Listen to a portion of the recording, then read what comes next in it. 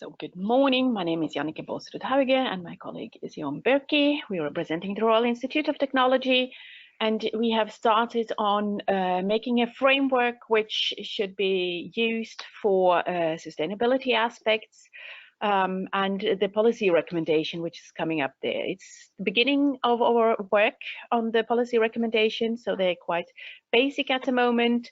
But they will be developed, and they will also have a contribution from all work packages. What we present today is the main input we have so far from work package 2.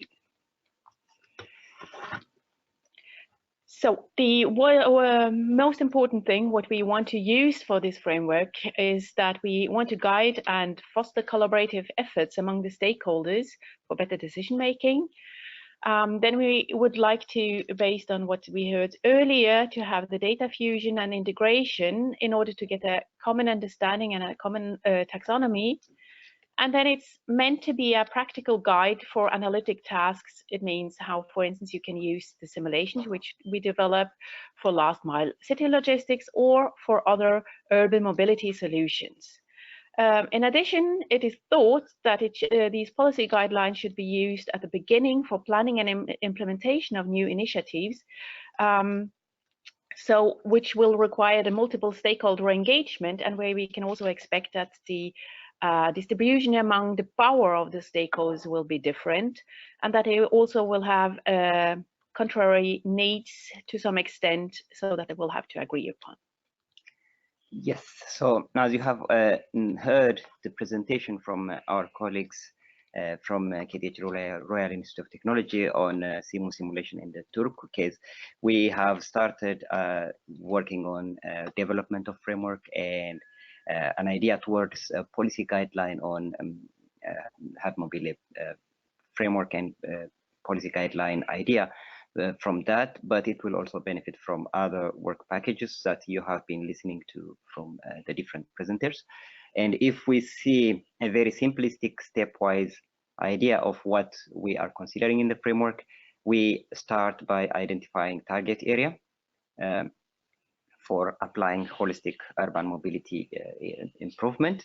And then this would lead us to identifying who the stakeholders are, what objectives they have, what requirements they have, what roles they play in the decision-making process, and so on. As you have repeatedly heard, it will focus on urban areas, which mostly have some connection to multimodal connections, including the ports or harbors. So there are very important stakeholders, multiple stakeholders involved.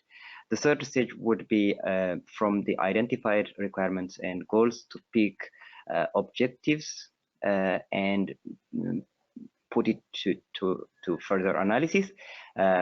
We are considering the 3 dimensions of sustainability, of course, but within that, the priorities and the detailed expectations from each stakeholder could be different.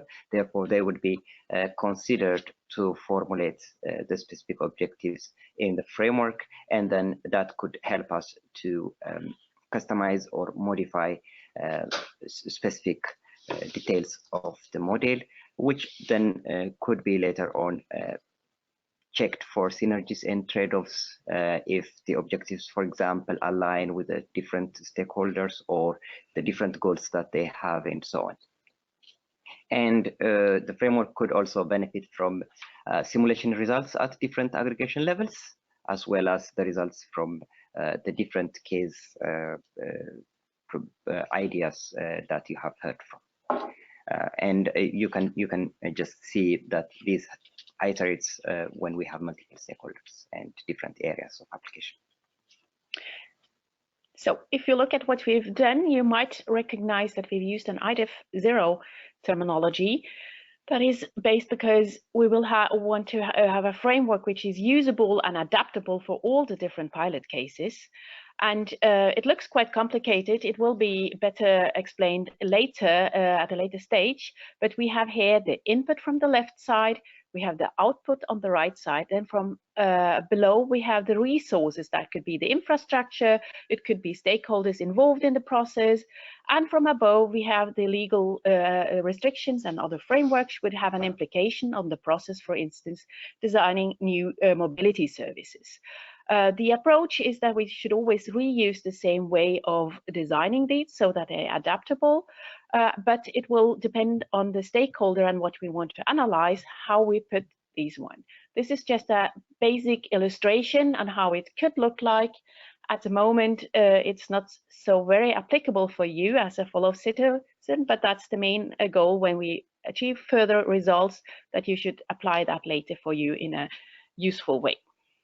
Yeah, exactly. So the model, as represented here, we think should be applicable for whoever is going to be involved with or would be interested in. That's why we try to start from a generic idea, and then we continue decomposing. For example, here you will see a very high abstraction level idea of representation and what could be the potential inputs as a very hypothetical example.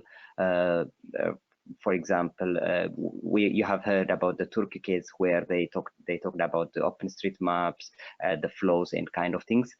These are like typical inputs, for example, to discuss later on for policy guidelines. And as Yannicka just mentioned, there are different mechanisms, the knowledge, the available resources, and so on, as well as the different controls and constraints that each particular city area may have in terms of mobility, regulations, guidelines, and so on.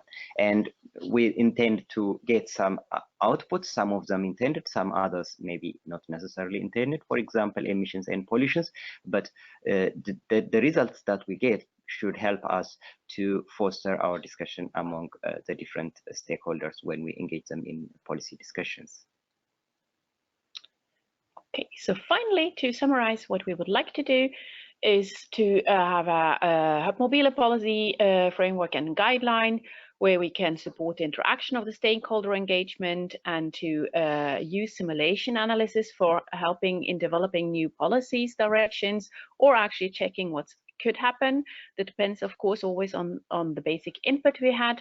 Then it is the second idea is to focus on policy intervention, what is thought could be interesting for the cities and how they can adapt them to fit their own needs.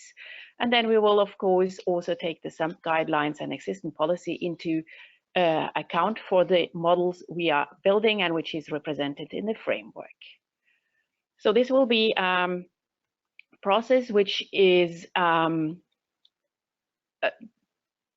will be repeated until we've got sufficient results also from the other pilots so that it's useful for everybody.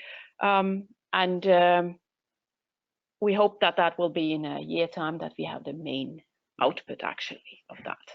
Yes, and I think you would be interested in some of these engagements in your particular areas of interest. And we hope to hear from you, and thank you very much for listening in. This is Seyum and Yannicka from KTH Royal Institute of Technology. Thank you.